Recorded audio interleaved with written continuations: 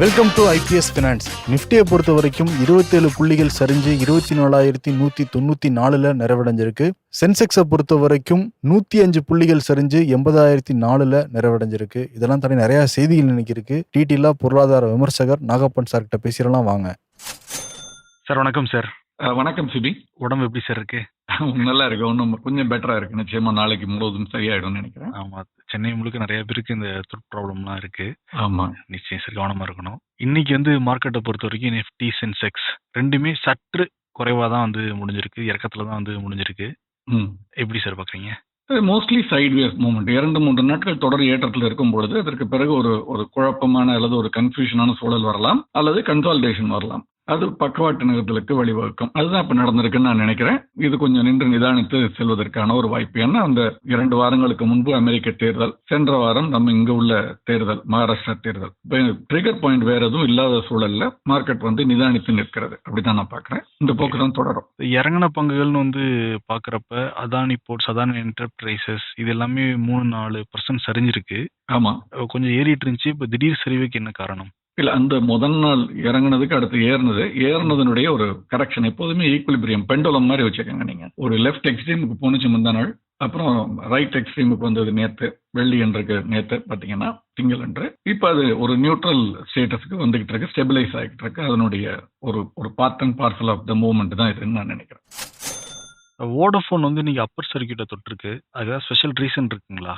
நிச்சயமா. இது அவ்வப்பொழுது சில செய்திகள் வந்துகிட்டு இருக்கும். இப்ப என்ன சொல்றாங்கன்னா கேபினெட் கிளியர் பண்ணிருக்காங்க. எதை கிளியர் பண்ணிருக்காங்கன்னா, இந்த டெலிகாம் நிறுவனங்கள் பேங்க் கேரண்டி கொடுக்கணும். அந்த பேங்க் கேரண்டி கொடுக்க வேண்டாம், அல்லது ஏற்கனவே இருக்கிறத நம்ம ரினியூ பண்ண வேண்டாம் அப்படின்னு ஒரு வெய்வர் கொடுக்க போறதா கேபினெட் ப்ரொபோசல் இருந்தது. அதை கேபினெட் கிளியர் பண்ணிருக்காங்க. இதன் மூலமாக கிட்டத்தட்ட ஒரு 30,000 கோடி அவங்களுக்கு அந்த ஆப்ளிகேஷன்ஸ் எல்லாம் ஃப்ரீ ஆகும். அப்ப என்ன ஆகும்னா, இது எதுக்காக அவங்க கொடுத்திருக்காங்கன்னா, ஸ்பெக்ட்ரம் ஆக்ஷனை எடுக்கும் பொழுது சில உறுதிமொழிகள் கொடுத்திருப்பாங்க இந்த நிறுவனங்கள். அதை முறையாக நிறைவேற்றாருங்களா, அதே மாதிரி ஸ்பெக்ட்ரம் டியூஸ்னு இருக்கு, ஏஜிஆர் டியூஸ்னு சொல்லுவாங்க, அட்ஜஸ்டட் கிராஸ் ரெவென்யூ அப்படிங்கிறது பார்க்கணும். அது ஸ்பெக்ட்ரம் ஃபீஸ் இதெல்லாம் கொடுப்பதற்கு ஒரு உத்தரவாதமா அந்த பேங்க் கேரண்டி இருக்கும். அந்த பேங்க் கேரண்டி கொடுக்கும் பொழுது வங்கி அதற்கு டெபாசிட்ஸ் வாங்கி வச்சுக்குவாங்க, அல்லது ஃபெசிலிட்டி ஃபர்தரா கொடுக்க மாட்டாங்க. இப்ப இந்த பேங்க் கேரண்டி ரிலீஸ் பண்ணிட்டா இந்த நிறுவனங்களுக்கு மிகப்பெரிய உதவியா இருக்கும். ஏற்கனவே கடன்ல சிக்கி தவிக்கக்கூடிய வோடஃபோன் அவங்களுக்கு இது ஒரு மிகப்பெரிய ஒரு உதவியா இருக்கும். ஏன்னா வோடஃபோன் எடுத்துக்கிட்டீங்கன்னா 2012ஆம் ஆண்டு ஆக்ஷன்ல எடுத்ததுக்குள்ள 350 கோடியை நவம்பர் 1 கொடுக்க முடியாம ஃபெயிலியர் ஆயிடுச்சு. அதே மாதிரி இன்னொரு டிஃபால்ட் மிஸ்ட் பேமெண்ட் 4,500-4,600 கோடி பேங்க் கேரண்டி ரிலேட்டடா 2016 ஸ்பெக்ட்ரம் ஆக்ஷனுக்கு செப்டம்பர்ல அனுச்சு. சோ இப்படி தொடர்ந்து டிஃபால்ட்ல இருந்து அந்த கம்பெனி போயிடுச்சுன்னா போட்டி இருக்காது. ஏற்கனவே 3 நிறுவனங்கள் தான், இன்னும் 2 நிறுவனம் ஆயிடும். வோடஃபோன் எடுத்துக்கிட்டீங்கன்னா 24,000 கோடி இப்போ ஈக்விட்டி ரைஸ் பண்ணிருக்காங்க சமீபத்துல. இன்னொரு 25,000 கோடி வருவதற்கான வாய்ப்பு இருக்கு. ஆனா பேங்க் கேரண்டி ஃப்ரீ பண்ணா அந்த வங்கிகள் இவங்களுக்கு லெண்ட் பண்றதுக்கு வாய்ப்பு இருக்கு, இல்லைன்னா கொடுக்க மாட்டாங்க. அந்த பேங்க் கேரண்டியே ஒரு லிமிட், அந்த லிமிட் ரிமூவ் பண்ணிட்டா அது கொடுக்க வேண்டிய கட்டாயம் இல்லைன்னா அதை லோனா கூட கொடுக்கறதுக்கு வாய்ப்புகள் இருக்கு. 10,000 கோடி பேங்க் கேரண்டி, லெட்டர் கிரெடிட் இதெல்லாம் வேணும். ஸோ இந்த ஃபைனான்ஸ் ரைஸ் பண்றதுக்கு உங்களுக்கு ரொம்ப ஹெல்ப்ஃபுல்லா இருக்கும். இதுக்காக உடனே இது பாசிட்டிவான, அதாவது ரொம்ப உடனே கடன் எல்லாம் விட்டு வெளியே ரொம்ப ஒரு ரோசி பிக்சரா இவங்க நாளைக்கே லாபம் பண்ண போறாங்கலாம் சொல்ல முடியாது. பட் இவங்களுடைய கடுமையான கஷ்டத்துல இப்போ ஒரு பெரிய ரிலீஃப், நிச்சயமாக ஒரு சப்ஸ்டான்ஷியல் ரிலீஃப்னு நான் பாக்குறேன். சந்தையும் அப்படித்தான் பாக்குது. ஓகேங்க சார். ஏன்னா இப்ப ஜியோ, ஏர்டெல் இவங்கலாம் மோனோபோலி ஆகிட்டு இருக்கப்ப திருப்பி வோடஃபோன் வருது. ஆமா, ஓகே. அதை எப்படி சார் பாக்குறாங்க முதலீட்டாளர்கள்? இல்ல, அதுதான் இது முதலீட்டாளர்களை பொறுத்தவரை அவங்களுக்கு பணம் பண்றதுதான் முக்கியம். அந்த ஆங்கிள் பாக்குறாங்க. அப்படி பார்க்கும்பொழுது 7 ரூபாய்க்கு ஏதோ சீப்பா கிடைக்குதுன்னு நினைக்கிறாங்க. அப்படி பார்க்க கூடாது. நான் சொன்ன மாதிரி 25,000 கோடி வாங்கி உங்களுக்கு பணம் பத்தல, இன்னும் 25,000 கோடி வேணும்னு அதுக்கு முயற்சியில இருக்காங்க. பேங்க் கேரண்டி எல்லாம் இருக்குது. சோ இவ்வளவு சூழல்ல இன்னும் மீண்டு வெளிவருவதற்கு அவளுக்கு பல ஆண்டுகள் ஆகலாம். அதனால முதலீடுன்னு வரும்பொழுது அதை நம்ம பார்த்து கவனமா தான் இருக்கணும். ஒரு பங்கு 7 ரூபாய்க்கு கிடைக்குதுங்கிறதுனால சீப்புனோ, அல்லது 500-1000 ரூபாய்க்கு இருக்குங்கிறதுனால அது ஒரு எக்ஸ்பென்சிவ்னோ சொல்ல முடியாது. அதனுடைய ஏர்னிங் கெப்பாசிட்டியை பொறுத்து தான் நம்ம அதை பார்க்கணும். எவ்வளவு கடன் இருக்கு, இந்த கடனை எப்ப சம்பாரிச்சு அடைக்க போறாங்க, எத்தனை ஆண்டுகள் ஆகலாம், அதெல்லாம் பார்த்து தான் பண்ணணும். இது ஒரு டெம்பரரி ரிலீஃப். அவங்க நொடித்து போயிருக்கக்கூடிய ஒரு சூழல்ல இருந்து தப்பிச்சுக்கிட்டு இருக்காங்க, அவ்வளவுதான். பார்லிமெண்ட் செஷன் ஆரம்பிச்சிருக்கு. இப்போ முதல் நாள் ஆரம்பிக்கவே முடிச்சு வச்சுட்டாங்க எதிர்கட்சிகள் அமளித்து மொழியினால. அதே மாதிரி இந்த இன்சூரன்ஸ் எஃப்டி இந்த பார்லிமெண்ட்ல பத்தி தான் பேசுறதா தகவல்லாம் வெளியே இருக்குங்க சார். இன்சூரன்ஸ் ஏஜென்ட் தமிழ்நாட்டுல இருக்காங்க, அவங்களுக்கு எப்படி பயன்படும் இது? நிச்சயமா இது எப்பயோ வந்திருக்க வேண்டிய ஒரு ரிஃபார்ம் இப்பதான் கொண்டு வர்றாங்க. கார்ப்பரேட் நிறுவனங்கள் ஏஜென்டா இருக்கும் பொழுது பல நிறுவனங்களுடைய காப்பீடை அவங்க விற்க முடியும் ஒரு வாடிக்கையாளருக்கு. அதே தனிநபர் செய்ய முடியாது. தனிநபர் ஏதோ ஒரே ஒரு நிறுவனத்துக்கு, காப்பீட்டு நிறுவனத்துக்கு தான் ஏஜென்டா இருக்கலாம்னு இருந்தது. இப்ப இந்த காப்பீட்டு இந்த பில் பாஸ் ஆனிச்சுன்னா ஒரே நபர் பல நிறுவனங்களை ரெப்ரசென்ட் பண்ணலாம். எங்க பெஸ்ட் பாலிசி குறைந்த பிரீமியத்துல கிடைக்குதோ அதை அவருடைய முதலீட்டாளருக்கு அவர் கொடுக்க முடியும். ஒன்று. ரெண்டாவது, அவரே மற்ற பல ப்ராடக்ட்ஸையும் டிஸ்ட்ரிபியூட் பண்ண முடியும். காப்பீடோட சேர்த்து fixed deposits, loan products, credit card distribution, இந்த மாதிரி பல ப்ராடக்ட்ஸையும் அவர் டிஸ்ட்ரிபியூட் பண்றதுக்கான ஒரு முறையும் அனுமதி கிடைக்கும். அதே மாதிரி வந்து எஃப்டிஐ 74% இருக்கிறத 100% அலோவ் பண்ண போறாங்க. இது மட்டும் ஏன்னு எனக்கு தெரியல. அவ்வளவு அதுக்கான ஒரு தேவை இருக்கா, வெளிநாட்டு முதலீடு அவ்வளவு தூரத்துக்கு தேவையா, அல்லது என்ன மாதிரியான புது ப்ராடக்ட்ஸ் அவங்க கொண்டு போறாங்க, இங்க இல்லாத ஒரு ப்ராடக்ட் எல்ஐசிட்டியோ அல்லது ஏற்கனவே இங்க இருக்கக்கூடிய நிறுவனங்கள் இல்லாத ஒரு ப்ராடக்ட். அதுக்கு அவங்க சொல்லக்கூடிய காரணத்தை பற்றி சென்ற வாரம் நம்ம விவாதித்தோம். இது வந்து டீப் பாக்கெட்ஸ் வேணும். தொடர்ந்து நஷ்டத்தில் இருக்கும் ஆரம்ப காலகட்டங்களில் பல ஆண்டுகளுக்கு. அதற்கு பிறகுதான் இதுல லாபம் வரும். இதுல காம்படிஷன் என்கரேஜ் பண்ணாதான் முதலீட்டாளர்களுக்கு, அதாவது காப்பீடு எடுப்பவர்களுக்கு குறைந்த பிரீமியத்துல கிடைக்கும் அப்படின்னு சொல்றாங்க. பொறுத்திருந்து பார்க்கலாம். அதே மாதிரி நோக்கியா தயாரிக்கிற கம்பெனி ஹெச்எம்டி அவங்க வந்து சைனால இருந்து ஷிஃப்ட் ஆகி இந்தியாவுக்கு வராங்களாமே, அதோடைய காரணம் என்ன?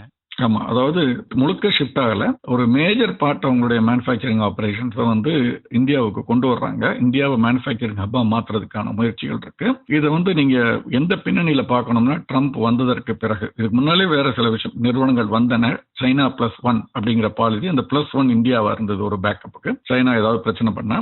இப்போ வந்து அது ஒரு ஃபுல் ரவுண்ட், ஃபுல் சர்க்கிள் வந்துருச்சு. ட்ரம்ப் வந்ததற்கு பிறகு இன்னைக்கு அவர் பேசியிருக்காரு, சைனாவிலிருந்து வரக்கூடிய பொருட்களுக்கு கூடுதலாக 10% வந்து இறக்குமதி தீர்வை போடுறதுக்கு திட்டம் இருக்கு. கனடா, மெக்சிகோ நாடுகள்ல இருந்து வரக்கூடியதற்கு 25% டியூட்டி, இம்போர்ட் டியூட்டி போட போறேன், சைனாவுக்கு கூடுதலாக 10% போட போறேன், இப்படி எல்லாம் பேசியிருக்காரு. இந்த மாதிரி சூழல இப்ப இந்தியா வந்து ஒரு நல்ல வாய்ப்பாக பயன்படுத்திக் கொள்ளணும். இந்த நிறுவனங்களும் அதை பயன்படுத்திக்கிறாங்கன்னு தான் நான் நினைக்கிறேன். ஒரு சப்ளை செயின் இந்தியாவில இருந்து ரொம்ப சுலபம் கொண்டு போறது அமெரிக்காவுக்கு, அதனால இந்தியாவை நோக்கி வருகிறார்கள். இது ஒரு தொடக்கமாக தான் நான் பார்க்கிறேன். கடந்த ஓரிரு ஆண்டுகளாக இது நடக்க ஆரம்பிச்சிருக்கு பெரிய அளவு. கோவிடுக்கு பிறகு இது இன்னும் வேகம் எடுக்கும் நான் நம்புறேன். இது இந்தியாவை பொறுத்த வரைக்கும், இந்திய பொருளாதாரத்தை பொறுத்த வரைக்கும் வேலை வாய்ப்பு உருவாக்குவது, இதுல எல்லாம் பல நல்ல விஷயங்கள் நிகழ்வதற்கான வாய்ப்பு இருக்கு. ஓகே, நோக்கியா வந்து நம்ம இதுல ஷேர் மார்க்கெட் இருக்காங்களா சார்?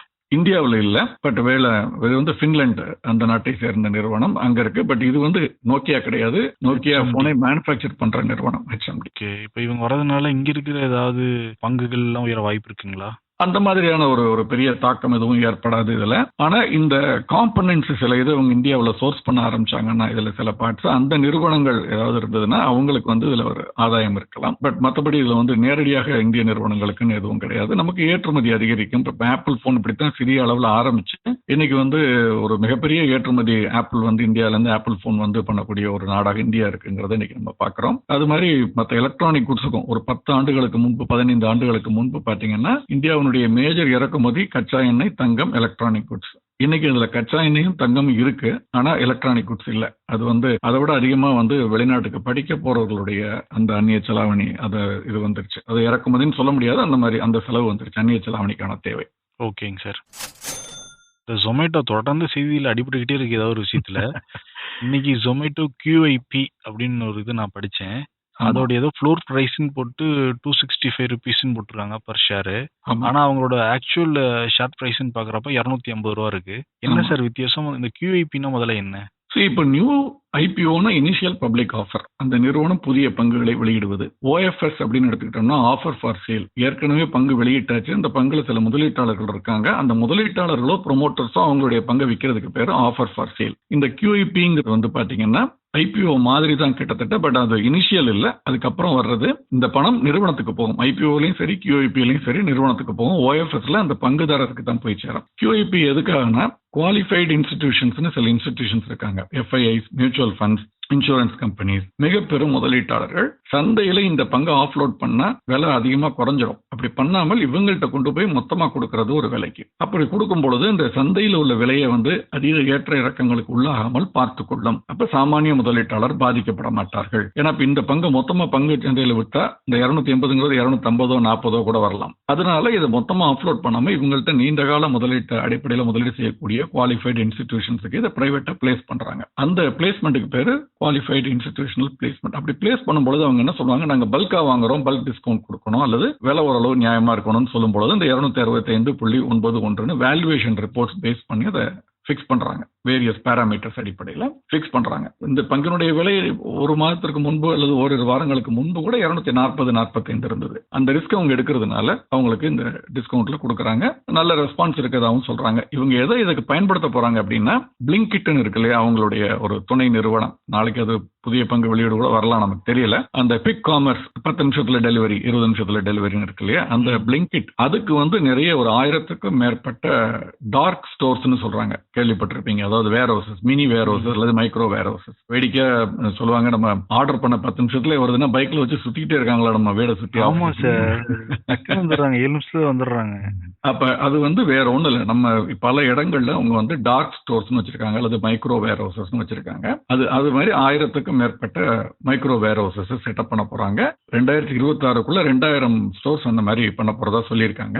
அதுக்கு தேவையான முதலீடு தான் இந்த 2137 கோடி திரட்டுறதா சொல்லியிருக்காங்க. இதே மாதிரி ஜெப்டோ ஒரு 700 டார்க் ஸ்டோர் வந்து அடுத்த வருஷத்துல செட்டப் பண்ண போறேன்னு சொல்லியிருக்காங்க வருஷத்துக்குள்ள. ஸ்விக்கியினுடைய இன்ஸ்டாமார்ட்டும் இதே மாதிரி சொல்லியிருக்காங்க. ஏற்கனவே அவங்க 500க்கும் மேற்பட்டது இருக்கு, அதை 750 கிட்ட அதிகரிக்க போறோம்னு சொல்லியிருக்காங்க. ஸோ இது எல்லாமே பெரும்பாலும் சின்ன சின்ன ஒரு மளிகை கடைன்னு வச்சுக்கோங்க, நம்ம வீட்டுக்கு அருகாமையில் இருக்கக்கூடிய மளிகை கடை, டிஜிட்டலி கனெக்டட். சார் இப்படியே வந்து சின்ன லோக்கல் மளிகை கடையெல்லாம் அடி வாங்கிடுமே சார். நிச்சயமா இதுல ஒரு கணிசமான பகுதி, அதாவது முழுவதும் போகாது, கணிசமான பகுதி இதுல எடுத்துக்கொள்ளப்படும் நான் நினைக்கிறேன். மிகச்சிறிய வணிகம் செய்பவர்கள் தப்பிட்டு விடுவார்கள். ஏன்னா வந்து இது ஆர்டர் பண்றவங்க வந்து பெரும்பாலும் நடுத்தட்டு மக்கள், மேல் நடுத்தட்டு மக்கள், ரொம்ப குறைவாக கீழ் நடுத்தட்டு மக்கள். இந்த சின்ன சின்ன மளிகை கடைக்கு போறவங்க, ரோட் சைட்ல போறவங்க, கிரெடிட் வச்சிருப்பாங்க, கிரெடிட் கார்டு கூட அவங்கள்ட்ட இருக்காது, அந்த மாதிரி வாங்குறவங்களுக்கு ஒன்றும் பிரச்சனை இல்லை, அந்த கடைகளுக்கு பிரச்சனை இல்லை. இதுல வந்து இந்த மிட் சைஸ்ல இருக்க ரொம்ப பெரிய நிறுவனங்களும் தப்பிச்சிருவாங்க. டிமார்ட் மாதிரி இருக்கவங்க அல்லது ஜியோ மார்ட் மாதிரி இருக்கவங்க எல்லாம் தப்பிச்சிருவாங்க. இந்த இரண்டும் இடையில் மாட்டிக் கொண்டிருப்பவங்களுக்கு இதுல நிச்சயமாக அவங்களுடைய வியாபாரம்ங்கிறது இதுல பாதிக்கப்படும். ஒரே வழி அவங்களும் இந்த டெக்னாலஜியை அடாப்ட் பண்ணிக்கிட்டு இதுல மாறிக்கிறது அல்லது தங்களை இணைத்துக் கொள்வதன் மூலமாக இதுல இருந்து தப்பிக்கலாம். இப்ப நான் தனியா ஒரு கார் கம்பெனி வச்சு டாக்ஸி நடத்தலாம், அல்லது இந்த ஓலாவுடைய, ஊபருடைய, அக்ரிகேட்டரோட சேர்ந்துக்கிட்டும் நான் வந்து நடத்தலாம், ஒரு பங்கு அவங்கள்ட்ட கொடுப்பதன் மூலமாக. ஸோ எதை நான் சூஸ் பண்றேங்கிறது என்னுடைய கையில இருக்கு. காலத்துக்கு தக்க மாதிரி மாறலைன்னா காணாமல் போறதுக்கான வாய்ப்புகள் அதிகம். அப்கோர்ஸ் காம்படிஷன் கமிஷன் ஆஃப் இந்தியாங்கிறது அதுக்கு தான் இருக்கு. நியாயம் இல்லாமல் அநியாய முறையில காம்படிஷன் பண்ணி அழிக்க முயற்சி எடுத்தா அதை வந்து அவங்க தடுப்பதாங்க ஒரு பேக் ட்ராப்ல அது இருக்குங்கிறத நம்ம புரிஞ்சுக்கணும். நிச்சயம் சார். அந்த இன்னொரு நாள் டிமார்ட்டை பத்தி டீட்டெயில் எக்ஸ்பிளைன் பண்ணுங்க சார். எப்படி இவ்வளவு தூரம் கம்மியா தராங்கிறது புரியாத புதிரா இருக்கு நிறைய பேருக்கு. நிச்சயம் பேசுவோம். இந்த ஐபிஓ சொல்லுங்க சார். நாளைக்கு ஏதோ புதுசா ஐபிஓ லிஸ்ட் ஆக போதாமே. ஆமா, என்டிபிசி கிரீன் எனர்ஜின்னு பார்த்தோம், போன வாரம் வந்திருந்தாங்க. அவங்க அலாட்மெண்ட் எல்லாம் முடிச்சு ரீஃபண்ட் எல்லாம் இன்னைக்கு எல்லாருக்கும் அனுப்ப ஆரம்பிச்சிட்டாங்க. நாளைக்கு அது வந்து பங்குச்சந்தையில பட்டியலிடப்படுகிறது. ஸோ அது ஒரு பக்கம். அது மட்டுமல்ல, இன்னொரு நிறுவனம் இப்ப ஐபிஓ ஓப்பன் ஆயிருக்கு. என்விரோ இன்ஃப்ரா இன்ஜினியர்ஸ்னு முந்தா நாள் 22ஆம் தேதி ஓப்பன் ஆனது, இன்னைக்கு முடிவடைகிறது. இதுல ஆச்சரியமான ஒரு விஷயம் என்னன்னா, இவ்வளவு பிரச்சனைகளுக்கு நடுவில் ஐபிஓ அலாட்மெண்ட்டே அப்ளிகேஷனே வராத ஒரு சூழல்ல இவங்களோடது வந்து கிட்டத்தட்ட 89 மடங்கு சப்ஸ்கிரைப் ஆயிருக்கு. QIB அது பாத்தீங்கன்னா 157, 157%. அந்த மாதிரி இது ஃபுல்லா பாத்தீங்கன்னா இட் இஸ் ஃபுல்லி சப்ஸ்கிரைப்டுன்னு சொல்லலாம். Retail individual investors fully subscribed, பல மடங்கு, 24 மடங்கு. அதே மாதிரி எம்ப்ளாயிக்கு 1 லட்சம் பங்குகள் ரிசர்வ் பண்ணிருக்காங்க. ஆனா 37 லட்சம் பங்குகளுக்கு விண்ணப்பம் வந்திருக்கு. 37 மடங்கு விண்ணப்பம் வந்திருக்கு. ஸோ 89 மடங்கு விண்ணப்பம் வந்திருக்குங்கிறது ரொம்ப ஒரு ஆச்சரியமான ஒரு விஷயம். இவங்க வந்து இந்த இன்ஃப்ராஸ்ட்ரக்சர் ஏரியால இருக்காங்கிறத நம்ம பார்த்தோம் 2 நாட்களுக்கு முன்பு பேசும் பொழுது. இந்த விஷயத்த சொல்லையில ஒரு விஷயம் சொல்லணும் சிபி உங்களுக்கு. இந்த ஐபிஓ இவ்வளவு மடங்கு சப்ஸ்கிரைப் ஆயிருக்குன்னா இப்ப நல்ல பங்கு நம்ம வாங்கலாம், பங்கேற்று பட்டியலிடப்பட்டவுடன் அப்படின்னு நிறைய பேர் நினைக்கிறாங்க. அது அவங்க முடிவுக்கு விட்டுருவோம். பட் இன்னொரு புள்ளி வரும் இன்னைக்கு வெளியாகி இருக்கிறது. 2024 நடப்பாண்டுல கிட்டத்தட்ட 75 நிறுவனங்கள் நிதி திரட்டி இருக்காங்க, 1 லட்சம் கோடிக்கு மேல. அதுல 1/3 பங்கு, கிட்டத்தட்ட 25 நிறுவனங்களுடைய பங்கு விலை பட்டியலாதவங்களுடைய ஐபிஓ பிரைஸை விட டிஸ்கவுண்ட்ல ட்ரேட் ஆகிட்டு இருக்கு. சில பங்குகள் கணிசமாக குறைவான விலையில வணிகம் நடந்துகிட்டு இருக்குங்கிறது இந்த புள்ளி வரம் சொல்கிறது. இது ஒரு 4-5% 20-25% வரைக்கும் சொல்லையில ஐசிஐசிஐ புரூடென்ஷியல் நிறுவனத்தினுடைய தலைவர் நரேன் வந்து ஒரு நாட்களுக்கு முன்பு சொல்லியிருந்தார் அவங்களுடைய ஸ்ட்ராட்டஜி என்னன்னு.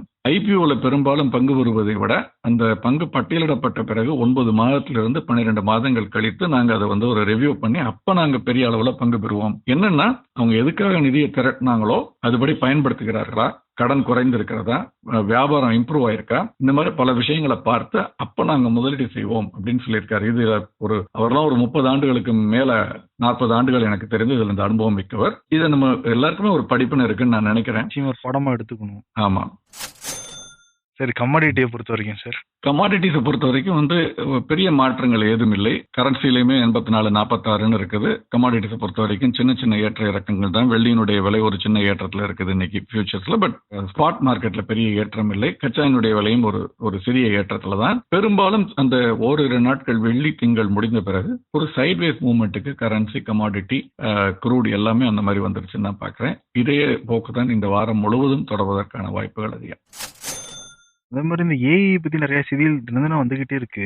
ஆமா, ஏதோ ஒரு சின்ன ரோபோ பெரிய ரோபோ கடத்திடுச்சுங்கிறது இன்ஸ்டால போனா அதே தான் வந்துகிட்டு இருக்கு சார். அதை பாத்தீங்களா அந்த செய்தியை?